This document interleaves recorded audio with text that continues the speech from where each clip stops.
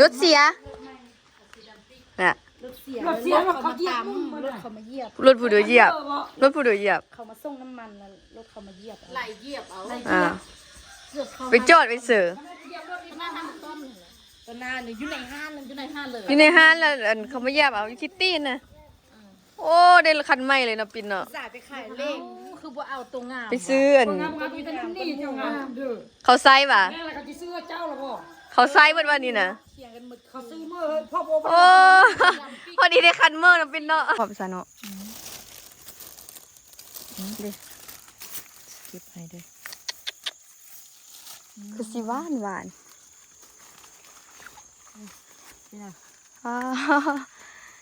ทั้งใหญ่ทั้งอวบไม่มีไผเก็บป่ะอยู่นี่ให้คักมาเนาะอยู่ไกลบ้านอีกนะคนที่มาเก็บก่อนลงไปเรียกกับผักกุมมันเก็บอยู่แถวนี้ก็ได้ละจีมันไปแซ่มันกันยอบลงเลยสิเห็นไหมว่าเต็มถุงนี่มันแดนน้อยนึงสิสบายดีไว้ยังสบายดียินดีตอนหักขอซื้อซองติ๊กสาวลาวน้องซานเด้อเบิ่งมื้อนี้แดดแต่เช้าเลยอีพวกโกฮานหั่นเนาะเพิ่นโกติว่าสิใส่ใส่ไม้แต่ว่าอีพวกหั่นว่าสิโกแต่ข้างหลังนะแต่เพิ่นเห็นโกโอมหมดละบ่ได้โกตันเบิดเนาะโกแบบว่าโกครึ่งนึงอะนะอันนี้มันเริ่มโกแต่เมื่อวานนี่ล่ะโกแล้วก็สิเทพื้นจึงสอกประตูประต่างมาใส่เอาอายึงคือเก่าเอาเท้าหยึงคือเก่า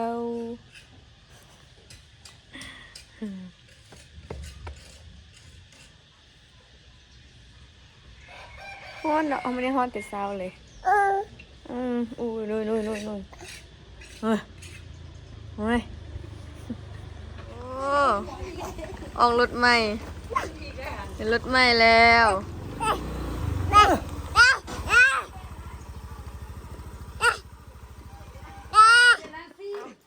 เอาเด้อปินมาไก่แท้รถเสียน่ะรถเสียรถเขาเหยียบรถเขามาเหยียบรถผู้เดือเหยียบเขามาส่งน้ำมันแล้วรถเขามาเหยียบไหลเหยียบเอาไปจอดไปเสือตอนนั้นอยู่ในห้างเลยอยู่ในห้างแล้วเขามาเหยียบเอาคิตตี้นะ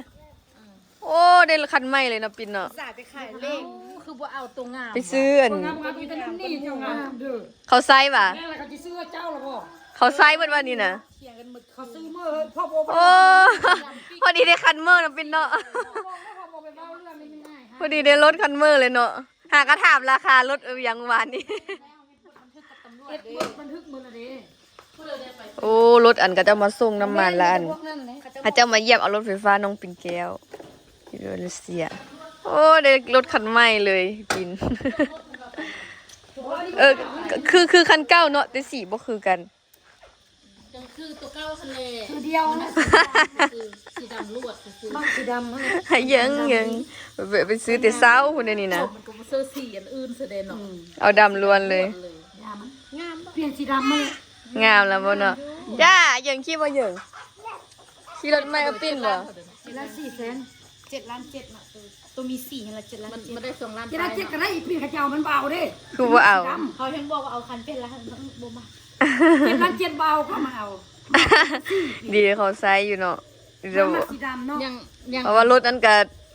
ซื้อจักปีแล้วอย่างคันเก่า2 ปีตัวนั้นมัน5 ล้าน6 ล้านตอนนั้นน่ะเดี๋ยวนี้ก็คือล้านไปเนี่ยโอ้หรือว่าเป็นยังไงเด้เจ้าเอ้ยแฮงอ่ะบาดโคมันเลียกูอีกใหญ่แล้วมันแห้งมากอยู่ละแต่อีกปีมันเบาตัว7 ล้าน 7เอาสีอื่นนี่เป็นมากสีดำยาก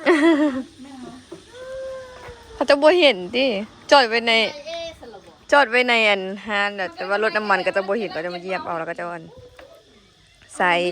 ซื้อใส่ตกคันข้าวเป็นสีฟ้าเนาะ คือแบบเก่าแต่ว่าเป็นสีดำโอ้ล้างรถไหม ล้างรถไหม แล้วโก้แล้วกันละนี่ใช่ได้รถแล้วก็แล้วไปเอง เบิดเรื่องนี่นะ เอาแล้วคันเก่ามันมุ่นหมดเลยแบบบ่ได้เด้อเลย ทิมเลยว่ะ เยี่ยมหัวมุ้ง หมดนะ เว้ยซื้อเอ็ดขายเล็กเศษน่ะ ไม่เสียบอกเขาเอาบ่ เขาเอา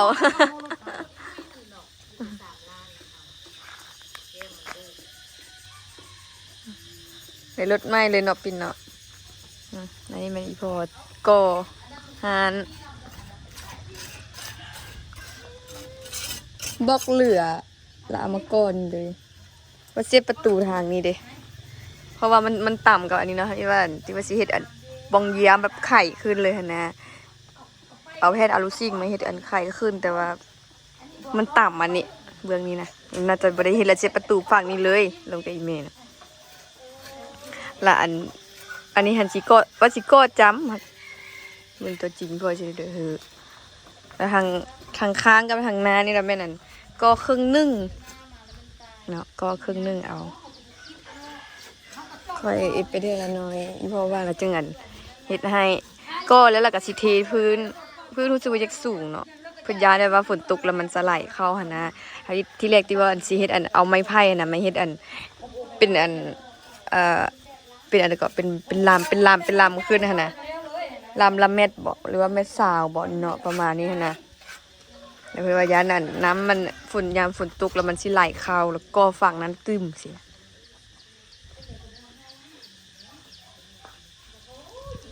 แล้วจักเทื่อ แล้วแต่อีพ่อว่าอีพ่อมาก่อหั่นน่ะ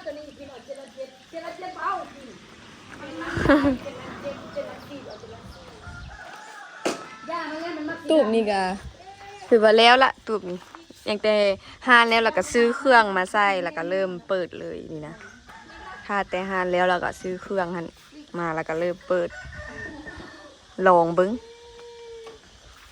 โมดูตารถปิน มอเตอร์รถบุญลูก กำลังเฮอรถใหม่อันนั้นมันอันใส่ซากกันวันนี้ เออก อง เฮ็ด ซา อาก รมณ์แพงมันกับจีแบกมันทนน่ะปิ้น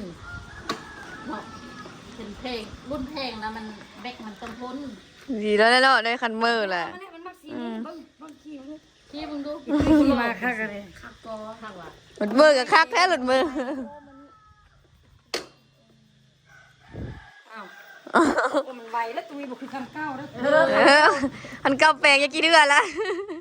เปลี่ยนว่าไฟเปลี่ยนอย่างละ อ๋อไม่เปลี่ยนนะ ไม่เปลี่ยนว่ะ คันเก้าคุ้มทนก็ตัวนั้นอะไร รุ่นเก้ามันตั้งดีนะ นี่มันไม่เปลี่ยนของเพื่อนน่ะเทมันอีกตีปีนเอ็นลบมันหัวเขา ไปสลองบัดนี้ เอ้ยเหยิงเอ้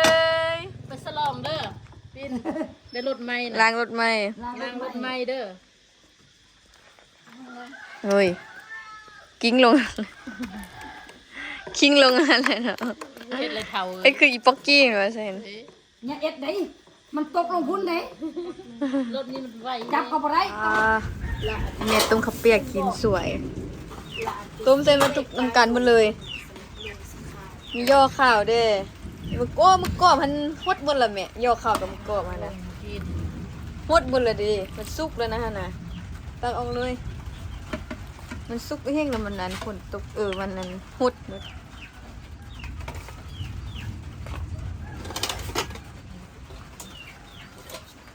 ฝนตกซักว่าสิไปเก็บผักก็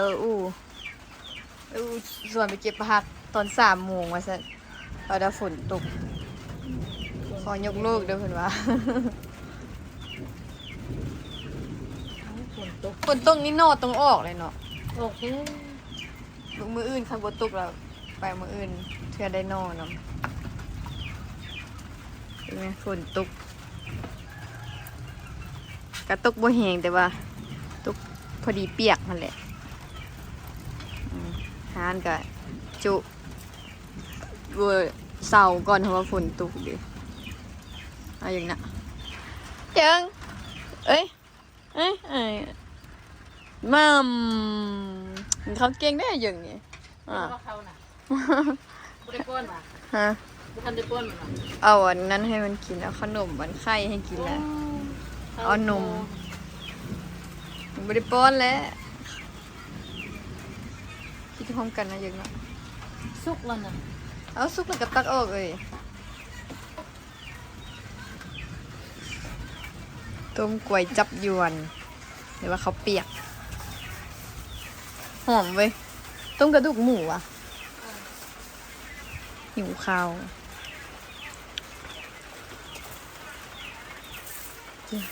ยึงฟ้าห้องอีกเลยนี่ทั้งฝนตกทั้งฟ้าห้อง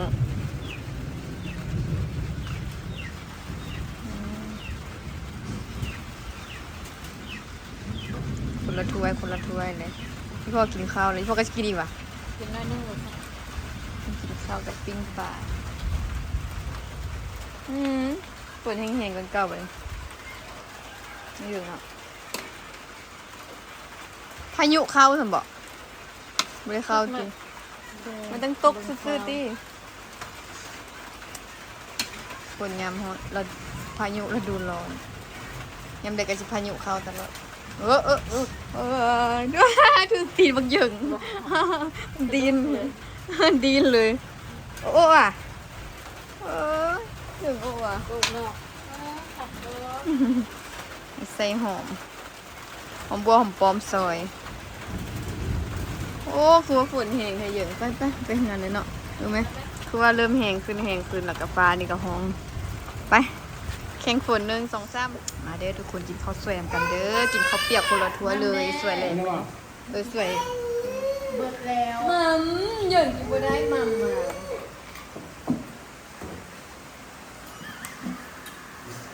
นี่เป็นเก็บหลังเสื้อหลุดเลยคือว่าอีกเหรอเปียกไม่ได้กินอะไร เป็นถ้วย ข้าวอ่ะผม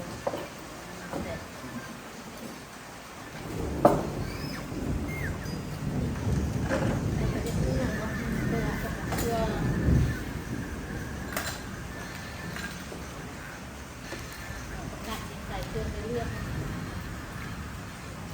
เห็ดเก่งอะไรกระกับก็จานชาตัวปลาลอย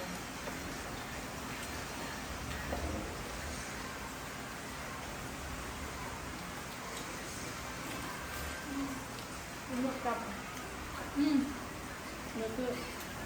เอากะปิมากำหนึ่งจ้ามันช่วยกินหมดเลย กระบอ ฝนตกแล้วเย็นมาก มัม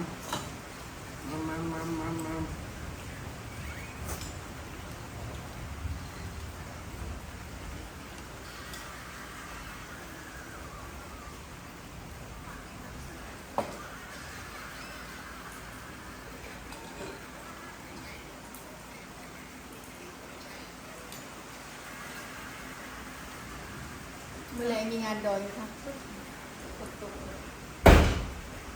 จะมัน ดอนก้อนวะ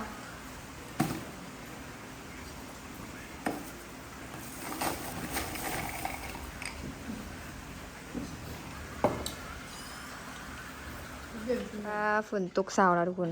แดดได้บัดนี้เช้าปุ๊บแดดปั๊บนี่อูโทรมาว่า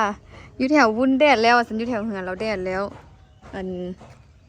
ชวนไปเก็บผักต่อก็เลยว่า ออกไปเมื่อกี้นี่ยังยิบบัดนี้เช้าเอือนละ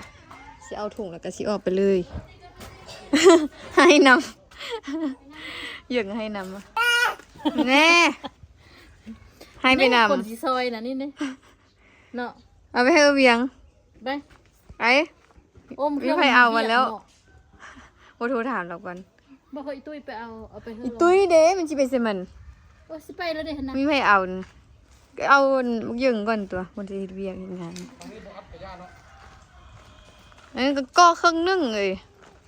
เอาประตูเข้ามาเปิดขึ้นนี่แล้วก็เลี้ยวนะ เอาอันไม่ดิ้วหนนามาใส่หางนานนึ่งก็ได้เลยนะใส่แต่หางนานี่นะ ไม่ดิ้วนี่ต้อง เดี๋ยวเอาอันไปเปะเอาไม้เตียงอันดิให้เตียงหันก็สิโพอยู่ว่าทางงาน เป็นห้างซ้ำเสียงนะ ก็เอ็ดไม้อยู่เทิงหันเอาอันนี้เฮ็ดประตูคือว่าเอานี่ซะอีก เอ็ดไม่ยาวมาดิเอามาเป็นซะนี่กระสอบเป็นเอ็ดตุ เอาสิใส่ไม่แป้นเอาวะ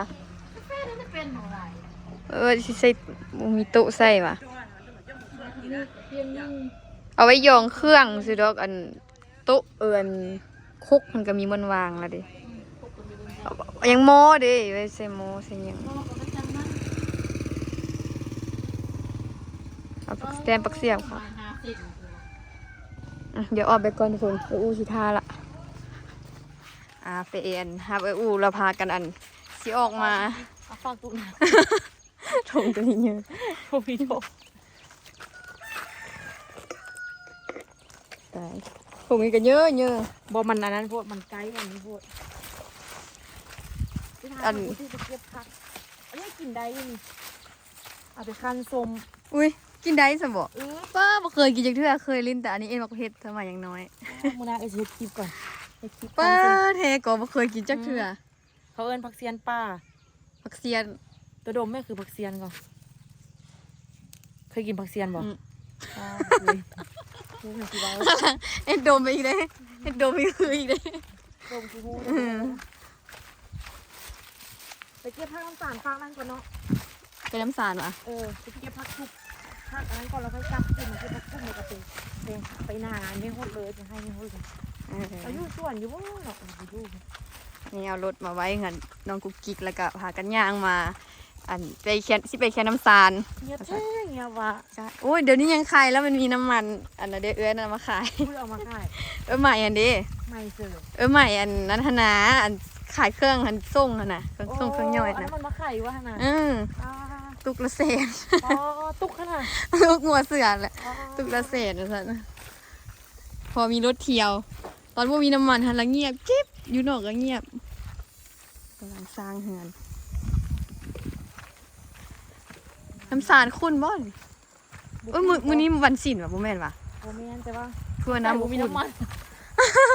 ต้องใส่เขาบ่มีน้ำมันละอันน้ำสารบ่คุณ ที่พาเรากูที่ไปเก็บผักทุกก็เราที่จับมาเก็บอันผักกุ้งเนี่ยตัวกินอะผักกุ้ง กิน เลยจะเอาไปเซแบ่งกันเนาะเพราะว่าจะไปให้แม่จันกินได้แม่จันก็อยากกินเนาะจะไปแบ่งกันงามติ๊กเดี๋ยวไปช่วยลงกันว่ามีอยากมีเงินหลายเด้เราจะเอาดนตรีมาลงห้านเอาดีเจมาเปิดเพลง โอ้คักได้เนาะแม่ เบิ่ง เบิ่งอัน มาขายเครื่อง ว่าม่วนเด้อเดี๋ยวนั้นน่ะเขาก็เคยขายก่อนเขาประมูลห่านหินเหิบตอนนั้นเราไปขายเครื่องนี่ขายดีแท้ดีว่ะ ก็อยากประมูล เพราะว่าประมูลก็มีแต่ไอ้น้องตัวเองขายอะน่ะ เออ คนอื่นบ่มีเลยแบบป้าขายคนม่วนเลย แล้วแบบอันติ๊กมาตั้งตู้ขายแถวเดี๋ยวก็ได้เรียกเอาโลดสิขายมาเราจะเอาเต้นมาตัวว่าเอาดนตรีมาลงแล้วอัน มีแท้กลายมามีคนมาเล่น ใน นี่ บ้า นะ นเมืองคุณเมืองเอาสิมาบอก มา คันเขาในเขาคิดกับไอ้ตัวอยู่ได้ มามาแท้ เลยว่าคันที่เขาที่มาขายเครื่องต้องแบบต้องเก็บสินะ อืม คันตัวยักขายก็ให้ขายซื้อขายเลยไอ้ตัวพันน่ะ ป้าคักแท้เบิ่งเนี่ยเบิ่งน้ำไหมเป็นยังไงเบิ่งน้ำก่อน น้ำคนเดือดซี่มันสีแห้งก็ดีสีขั้นก็ดี คันน้ำบ่คุ้นนี่คักเบิ่งไหม โอ้ยอยากเอาขอโจ๊กโจ๊กคุณบ่เนาะ เป็นว่า สามมือเลยเนาะ ปีใหม่เนาะ ดี เพราะว่า เอาดีเจคนมงเขาต้องเอาดีเจโดล่ามา เอ้าอันมาอันตัวอันแอปปี้วิวตัวนั้นหมา โอ้ดีเจตรงนี้ไงเขาข่าวอยู่ทางเวที เอ เนาะ อ แต่ว่า เท่ คิดกับไอ้โต้อยู่ได้แต่ว่าเบียร์นี่เป็นผู้ขายคนอื่นเบอร์ขายเบียร์แต่ว่าควรตั้งมองเลย อัน ตั้งปิด นี่ นะ เด้สิให้มันเพราะว่าลำอันเวทีต้องอยู่เทิงติ เวทีนี่ปิ้นหน้าไปทางคุณหรือปิ้นหน้ามาทางคุณ ปิ้นมาทางนี้จะบอก เนาะ ปิ้นทางนี้บอกคักติปิ้นมาทางนี้ทางนี้ครับ แล้วที่เขาเต้นเขามาวางเขาไม่ใช่เต้นก็ได้เขาไม่ใช่เต้นหรอกเนาะ เต้นว่ะใส่ตะบ้อนเฮาอยู่หั่นแหละบ้อนเฮาขายเครื่องแต่ว่าอันดนตรีอันเดินบ่ใส่ก็ได้ มาทำไมเนาะก็ทางมาเนาะ แม่นคักได้นี่แม่น้ำบ่คุ้นนี่ล่ะคักคันน้ำคุ้นล่ะบ่ปานเด้อ เราก็ต้องเอาเงินเธอบ้านเด้ มี2บ่อนก็คำว่าจะเฮ็ดนี่กะนี่สำคัญหั่นพอไอ้กินเขาเฮ็ดไปเลย เพื่อว่าสั่งก่อนก็มองนี่ตัวเด้อครับ มองเดือคักว่ะอยู่พุ่นนพัดอันกลางๆ ว่ามองเดือกะคักนะคันเฮ็ดเพราะว่าอยู่นี่มันกะคักนะเบิ่งไหมมองลิ้นนะเพราะว่าไทยบ้านนี่ก็จะก็มักม่วนเด้เนาะ อะไรก็ว่า เอาดีเจมาเนาะ แม่นอุ้ยพุ่นบ่มีดีเจก็อันนั้นมีแต่เซฟโอ้กายว่า ปีหน้าลองเบิ่งบ่ ลองแม่ เอา อู พูดมาว่าดนตรี ลองแม่ คิดอยู่ได้ ย้อยค ย่อมบ่แต่ว่าย่อยคำมาแต่ว่าคันท่ามีนักฮ้องมาหรือว่า ำนักห้องนี่ต้อง ดีเจ ต้องมี มาวงดนตรีบ้านเราผู้เดิมม่วนอ่ะทิ้งดาวันเขาเจ้าลงพุ่นตี้ พวกไอ้ใส่พินเขาเฮ็ดเองเขาเอ็ดลงพุ่นแหละลงหา โอ้ ง แม่นบอก ป้าหางบังไฟเก่า ห้ามองไฟ ข้ามมาที่นี่ยังบ่เคยข้ามมาหางนี้จักเทื่อเขา เปิดมา มีฮอดแต่อันนั้นพุ่นแหละนี่ฮอดแต่เดิน ขนาดการฮ้อนคือมือช่วยแล้วตายเลย เนาะแดดว่ามื้อแรงยังไปดอกอยู่ได้หนึ่งวะ ตัวบุไปว่ะ ยังว่าหั่นแหละ ยังว่าจะมีต้องบัดบุญอยู่ได้ ยังบ่ได้เบิ่งเครื่องวันนี้นะ เด็กกระนุ่งเลย วัดบุญมีแต่อันงาน3 งานคุณ ตายแล้ว ธรรมดาวงดนตรีอันนั้นทันเขามีดีเจแล้วเดี๋ยวนี้นะมันก็จะจุดเฟืองไหมคิว2-3 มื้อหลังก็จะจุดป้านะวู้เขาจุดเห็นให้บันเศษใบไม้หันปิวลงมาเลือด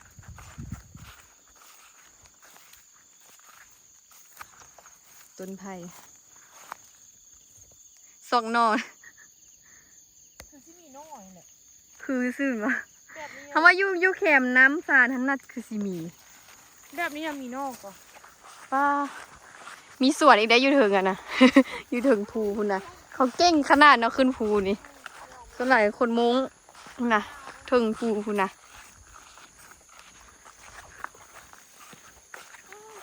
เอามาแข้งบอก มาแข้งมาแ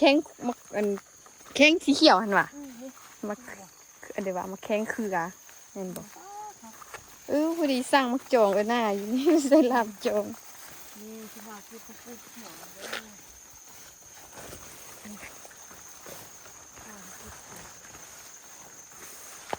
โอ้ยกูดน้ำนี่ไปบ้อนนาเสาคูนก็เสาปีอะไรใช่ไหมว่า กูดอันนี้นะครัวนี่แซ่บด้วยครัวใส่น้ำมันหอย แค่คือเขาบ้งไฟแดงให้ไฟมันห้องเราจังควงอ่ะนี่เมื่อไอ้มาผู้เดียวคือพังเลยคือเราผู้ยักษ์เลยของมาล่า ขันหลายแล้วเก็บไปเก็บมาแล้วมันสะอ่อนเลยเนาะมันจะอันนี้ยอดกวบอยู่เลยเนาะ แข้งอ่ะ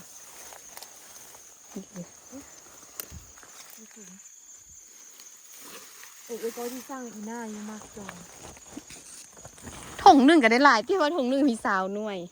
มีสาวมาก 30,000 ถึง เห็นกระเจ้าอันสร้างเด็กถุงหนึ่งแล้วว่าคือสิหลายโพด โอ้สาวน้อยมาแซ่หลายกว่า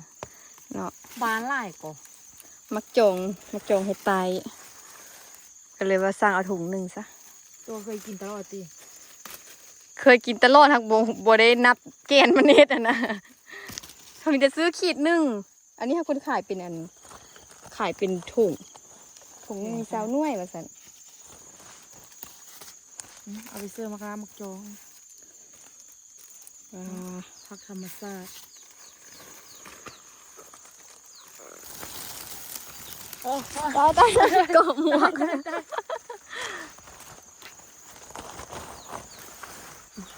หมวกตกเราเก็บกูดใบอันนี้มันก็อย่างนั้นยอดอวบๆซะเนาะเด้ เก็บให้ด้วย คือสิหวาน นี่นะ ทั้งใหญ่ทั้งอวบไม่มีไผเก็บป่ะ จ้า อยู่นี่ให้คักมาเนาะอยู่ไกลบ้านอีกนะ คนที่สิมาเก็บก่อน เขาเบื่อกินแล้วเดียว น้ำไหลอุดใจไม่ได้เก็บซะ เขาก็อยู่ใกล้ละอันบ่ยากละอยู่บ้านเขาพัดบ่ค่อยมี มันจะซื้อตลาด ตลาดก็ยอดอ้วกเขาไปเก็บ มาเก็บแล้ว นนี้แซ่บกว่ามื้อหน้าจะกินผักเราบ่ต้องซื้อตลาดมาเก็บอยู่พี่ นี่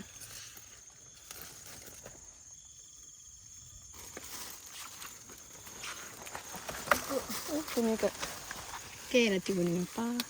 กับบริเกียดีนี่ป้าได้มาเก็บแล้วก็สะอ่อนเด้นี่เนาะคืออันพักแพรวเนาะแต่บ่แม่น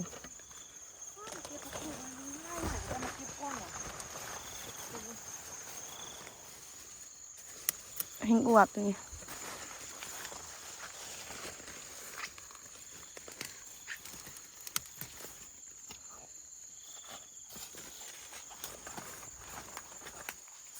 บุยานออกมาผู้เดียว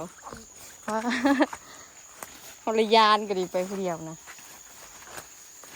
งวกหน้างวกหลังเนี่ย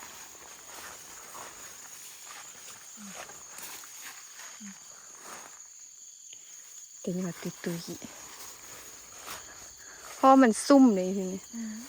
ต้นกล้วยก็หลายๆเนาะ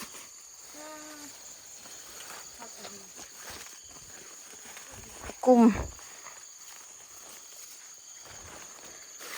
อันนี้ก็ผักกูดแต่ว่าผักกูดชนิดนี้กินบ่ได้บอกก็จะว่ามันเป็นขูดนี่เรากินบ่ได้มาเบิ่งส่วนส่วนเฮือเขาเนาะที่ส่วนเก้ากับเจ้าว่านะยังมีกันยอดมะอึอยู่เราชิมมาเด็ดยอดมะอึกันบ่มีของผู้เด้อนี่เด้อเป็นแบบ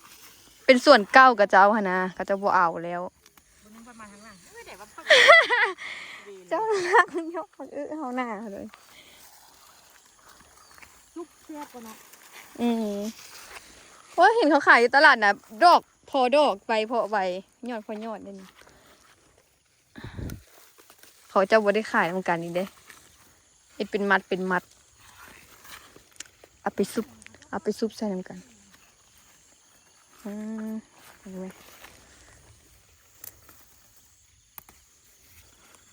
บางเครือก็มีมากบางเครือก็บ่มีแต่ว่าหมากมันยังน้อยๆอยู่มันย่างไปย่างมาเจอบักแตงให้นี่เพราะคือสิหวานได้บักแตงอันนี้บักแตงให้นี่ มื้อนั้นมาได้ให้ออโต้2 หน่วย บักแตงอันนี้นี่วะ เอามาปอกออโต้กิน เขาปลูกแล้วเขาอันนั้นเนาะ เหือมาแล้ว เขาปลูกแล้วเขาอัน คันว่าคันยังส่วนเขาเป็นส่วนเขาก็บ่กล้ามาดอก ก็คันว่าเขาไอ้ส่วนนี้มันก็สิบ่เป็นอันนี้ติหกหมดละสีบักแตงเนี่ยมีหมูเนาะ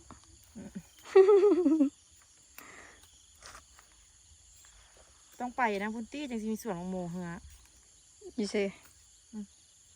เค็มๆหน่อยนึงเด้อ ธรรมชาติเนี่ยหวานอยู่เนาะ ไปเก็บผักอัน หวาน เอาไปเก็บผักกันมาหนึ่งไปเก็บผักอัน ไม่เครื่องถุงไม่ได้มากลุ่มมัน เดี๋ยวเรากุ้มเขาจะเก็บผักอันน้าควร นี่ขวด ตายลอกแรกซ่อมดูแต่ง บางคนก็บ่เคยกินในพังยาขวดเนาะเพราะว่าหยัดขวดกินเมื่อก็จะเอาลงอันนั้น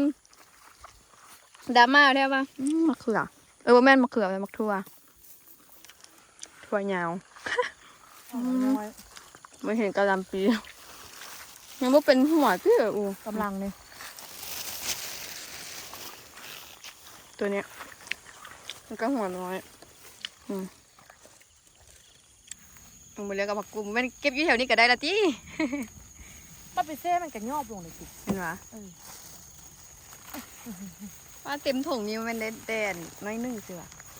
เดี๋ยวไอ้ตัวไปเก็บเต็มเป่าใหญ่ได้10 ปลายโลนึงเอาไปขายโล25นะไปขายโล25นะเซ่ติ่มโม เซฟไม่สมกุมพูดอันนี้พวกเป็นตะกินเป็นยอดอันนี้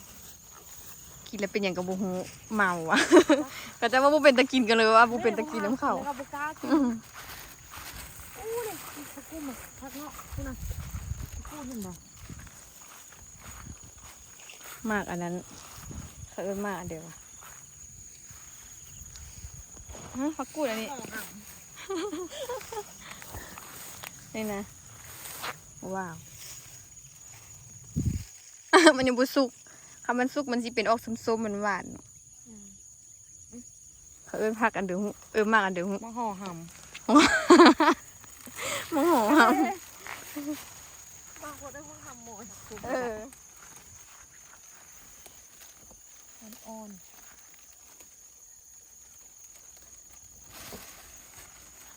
สู้ไม่เห็นที่อยากเก็บไปเลยสู้เนาะ หาเสร็จแต่อันนอนะ ที่ไปหาเดี๋ยวโน่นนี่ตัว ภาคนี้เราเป็นอันผักกูดมันอยากเก็บอะนะเสาสูงแต่ว่ามื้อนี้ถึกวันเสาร์เพิ่นคาลูกเพิ่นไปโรงเรียนแล้วแม่นอันบุญไผเอาลูก สักคนมันลูกสาวเนาะ 3 คน อันนี้เป็นผักกุ่มเด้อนอนอ่อนซะ สักปีเดียวละ ลูกกุ๊กมัน9 ปี9 ปี10 ปีผู้กลางท่านแม่นนั่นจักปีปะ7-8 ปีเวลาหันละ4 ปีบัดนี้มาบอนอันมักมาเก็บหันละบัดนี้อันอยู่แถวอันหยังก็แคมน้ำสารอีกฝั่งหนึ่งหันนะบอนอันสวนไผ่ก็คนนี้โหด สวนไม่ฮดใช่ปะอ๋อเด้สวนเราอยู่ถึงนู่น เดี๋ยวจะพาติ๊กไปเก็บพักอันงาคุย อันนี้มา เก็บงาออกจากสวนนี่เนาะ อันนี้มาแวะเก็บผักกุ่มก่อน พอดีติ๊กพอดีอันนั้นกินเลยนี่ติ๊ก พอดีซุป พอดีส้มพอดีคั้นส้มเนาะอ่อน ฝนตกใส่แล้วนั้นป้าดเงี้ยนี่อวบๆซะเนาะ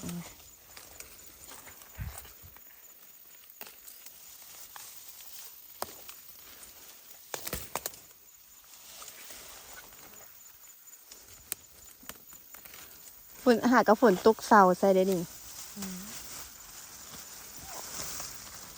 จองกัน ทำบริโภคพักกะที่มันฝนตกน้ำ คักไว้เนาะคนหุดนะ นี่มองคนอ่อนๆค่ะสิ เอาอันส่งบวยส่งอันเดียววะบวยหดน้ำมันนะ2 อันไปหดเลย นี่นอเหล่าอันนี้นอเลย เหมือนนี่อ่อนๆจ้ะทุกคนไหมเด็ดมันมือแหละ แม่นมันนั่นเองกับไอ้ตัว ป๊อด เดี๋ยวบุยักมือเหรอเป็นออกมือ ผักกุมออกมือ ใหม่ล่าสุด ไปอันเชียงมีก็งามแท้งามมาก เสียงมีแห่งดงมันเลย เราสู้บุกกิน อันผักกูดคือกัน ดงมันเลย มันก็จะไปเก็บพักอยู่ที่ไหนมาขาย แมนเก็บอยู่หันแหล้ว พักอันบอนเน่าบอนน้ำเลยเนาะ ผักบอนหนามผักกูด เชียงมีแต่คนมีเงินก็เอ้ยไปนะมึงก็จะเอาใส่จ่ายใส่สร้อยนะ เขาเฮ็ดส่วนอย่างนะ ขายอันนี้ คือว่าให้ยินข้าวว่าสิอันเก็บอีหยังเกาะให้ลงทะเบียนว่าผู้ใดมีส่วนอย่างเราไปอ่านคอมเมนต์กันได้ว่าคือว่าอันมารักษาอันตอนอันปลูกเด้ ส่วนสิเป็นกีนอ่านคอมเมนต์กับแต่ยังหัว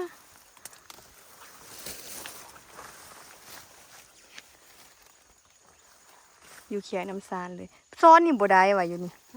นี่นะ ปีนี้บริมาจอยอย่างบ้า ซ้อนละบ่ได้ละบ่คิดอยากไปซ้อนเลย เชียงมีอ่ะติ๊กนี่มันไปเห็นตัวปลาคันตัวนี้ในโฮจุนี้เราก็ยังบุกเก็บไปอันนี้ไปแช่กินเนาะ บ่อยาก ไปย่าง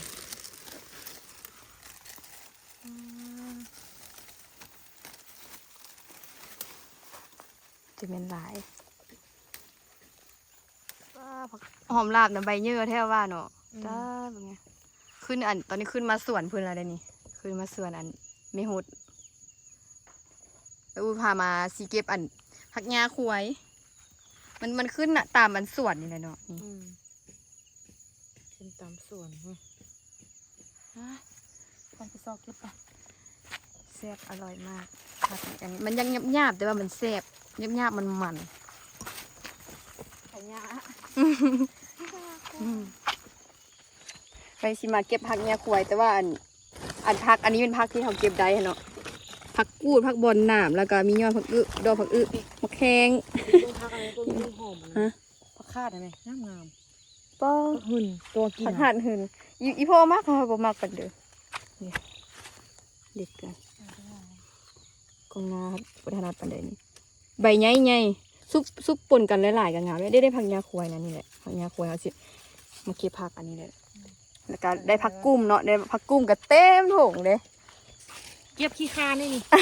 เก็บได้บ่เก็บได้เพราะว่ามันหลายโพด เด่นครึ่งถุงพอแล้ววันนี้เก็บอีกว่ะ มีจอกเก็บมองเด็ก ย่างไปเห็นกับเก็บเนาะ เอามองให้นี่เนาะ นอว่ะ พูด เป็น ว่า ว่า นี่แหละแถวนี้ได้หลาย ฝนตกใส่ได้แห้งหลาย